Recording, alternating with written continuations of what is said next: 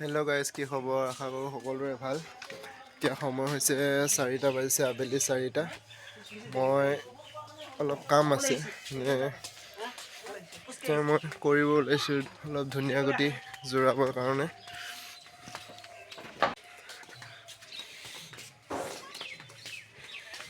এইখিনি বজাৰৰ পৰা আনি থৈ দিছিলোঁ ধুনীয়া গুটি, এইখিনি জোৰাব লাগিব। এইফালে পথাৰত হাল মৰা হৈ আছে, এইটো সিঁচিব লাগিব। তাৰ আগতে আমি এটা কাম কৰিব লাগিব, ধুনীয়া গুটিখিনি এখন কটন কাপোৰত কটন কাপোৰত লৈ তিয়াই থ'ব লাগিব 1 ৰাতি বা 2 ৰাতিৰ কাৰণে। তিওৱাৰ পিছত ধুনীয়া গুটিটো পিছত সিঁচি দিয়া হয়। চাই থাকক। এনেকৈ কাপোৰখন পাৰি লৈছোঁ, তাৰপিছত ধুনীয়া গুটিটো এনেকৈ 1 ৰাতি কাপোৰখনতে ইয়াতে এনেকৈ বান্ধি পেলাই 1 ৰাতি তিয়াই থৈ দিম। তাৰপিছত পিছদিনাখন আমি ইয়াক সিঁচিব পাৰিম। দেখিছেনে? এইবোৰ ধুনীয়া গুটি। আৰু ইয়াত আছে বিটৰ গুটি, আৰু ইয়াত আছে মূলা গুটি। সেয়া কোনো বেচিবৰ কাৰণে মই কৰা নাই, ঘৰত খাবলৈ কাৰণে, ঘৰতে এনেকৈ পেলাই খাবলৈ কাৰণে। কাৰণ গম পাই আজিকালি এইটো বজাৰত সকলোবোৰ সাৰ দিয়া বস্তুৱে পোৱা যায়।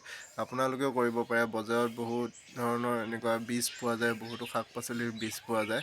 আনি পেলাই যদি ঘৰত জেগা আছে, আপোনালোকে এনেকৈ অলপ কৰি প্ৰত্যেকবিধ শাক পাচলিৰে অলপ কৰি এনেকৈ বীজ আনি আপোনালোকে সিঁচি ল'ব পাৰে। চাওক, মই ধুনীয়াকৈ এনেকৈ কাপোৰখনত লৈ লৈছোঁ। তাৰপিছত কাপোৰখনত এতিয়া ধুনীয়াকৈ বান্ধি পেলাই এনেকৈ কৰি পানীত তিয়াই থৈ দিম 1 ৰাতি। পিছত কালিলৈ পথাৰত হাল মৰা হৈ আছে, তাত গুটিটো সিঁচি দিম। এইটো কোনো হাইব্ৰিড বীজ নহয়, এইটো লোকেল ধনিয়াৰ বীজ। এইটো কোনো হাইব্ৰিড নহয়। যিটো হাইব্ৰিড বীজ হয়, সেই বীজটো পেকেটত আহে আৰু এনেকুৱা ৰঙা ধৰণৰ হয়। এইটো কালাৰ মাৰা থাকে বীজটো। এইটো যিহেতু লোকেল বীজ হয়, সেইকাৰণে এই বস্তুটো এনেকৈ আহিছে। চাব পাৰে, ধুনীয়া বীজ।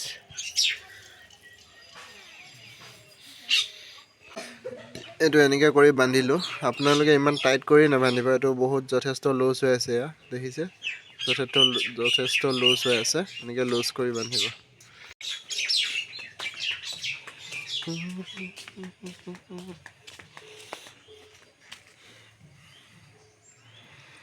এনেকৈ ভালদৰে ডুবাই দিব, অলপ সময় ডুবাই থৈ দিব। এনেকৈ মানে বীজটো ভালকৈ ভিজিবলৈ দিব, গোটেই বীজটো ভালদৰে ভিজিবলৈ দিব। পাৰিলে অলপ হাতে এনেকৈ লৰচৰ কৰি দিব, সম্পূৰ্ণ বীজটো ভিজিবলৈ দিব।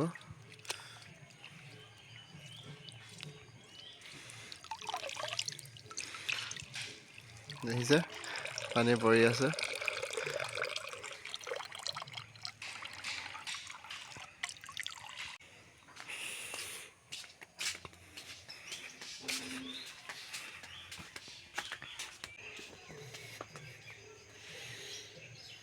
এইটো মই এতিয়া ইয়াতে এনেকৈ ৰাখি থৈ দিম।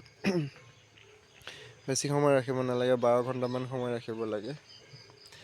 1 দিন বা 2 দিন ৰাখি দিলে কি হয়, মই পাইছোঁ বহুতে 2 দিন বা 1.5 দিন এনেকৈ ৰাখি দিয়ে। কিন্তু এনেকৈ 2 দিন বা 1.5 দিন ৰাখিব নালাগে, কাৰণ ইয়াৰ পৰা যিটো গজালি ওলায় সেইটো কাপোৰৰ ভিতৰত সোমাই যায়। পিছত গুটিটো সিঁচাৰ সময়ত গুটিটো টানি দিওঁতে সেই গজালিবোৰ ইয়াত লাগি ছিঙি যায়, প্ৰায়বোৰ গজালি, আৰু বেয়া হৈ যায় বীজবোৰ, প্ৰায় নগজে। গতিকে বেছি সময় নহয়, 1 ৰাতি ৰাখিব লাগে। আজি ৰাতিটো মই ইয়াত ৰাখি দিম। তাৰপিছত কালিলৈ ৰাতিপুৱা ইয়াক সিঁচিব লাগিব। ঠিক আছে। এইখিনি দেখিছে, এইখিনি মূলা গুটি হয়। আৰু ইয়াত আছে বিটৰ গুটি। আৰু মই খুলি দেখুৱাই দি আছোঁ আপোনালোকক।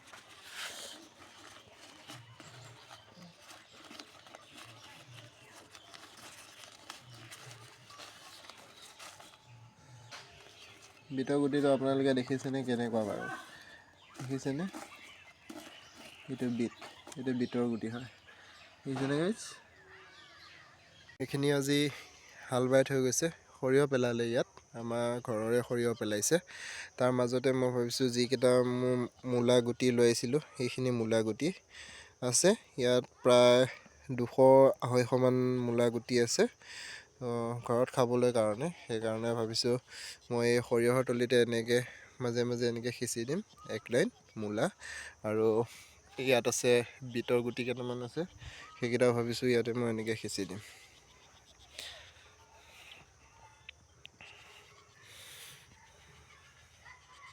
এনেকৈ পাতলাকৈ দিব লাগিব।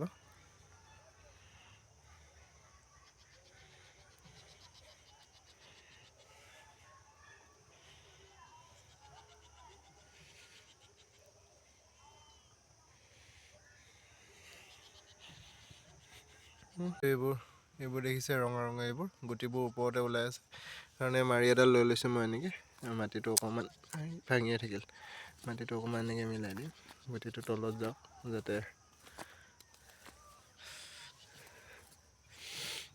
যাতে চৰাই চিৰিকটিয়ে গুটিটো নষ্ট কৰি দিব নোৱাৰে। আৰু এইকেইটা হ'ল বিট বা ছালগমৰ বীজ, এইকেইটাও মই সেই ৰোল এটাতে এনেকৈ সিঁচি পেলাই থৈ দিম।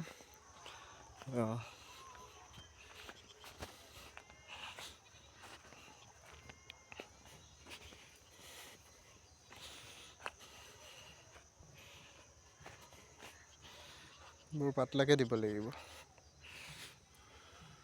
দুটা এনেকৈ কৰি দিছোঁ।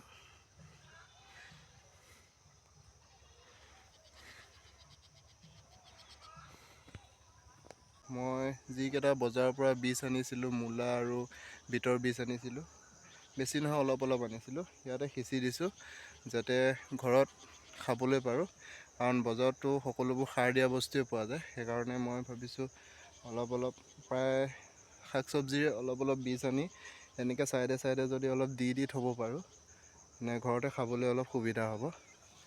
সেইকাৰণে মই ইয়াতে দি দিলোঁ সেই বীজকেইটা, আপোনালোকক মই দেখাই থাকিম কেনেকুৱা কি হয়।